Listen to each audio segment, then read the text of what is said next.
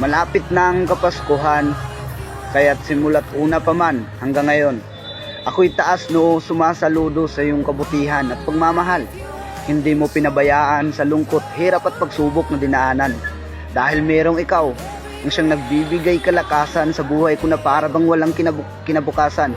Kaya ako'y buong puso na nagpapasalamat sa iyo. Salamat sa iyong pagdating sa mundong madilim. Binigyan mo ng liwanag ang madilim na kapaligiran. Salamat sa iyong mga salita na nagbibigay tuwid sa aking dinaanan. Salamat sa nakaraan na nagbibigay aral. Kaya eto na, bago matapos ang taon, tayo ay magsaya. Ibuhos ang pagmamahal sa bawat isa at ating ipagdiriwang ang sentro't dahilan ng Kapaskuhan. Walang iba kundi ang Amang may kapal, si Jesucristo.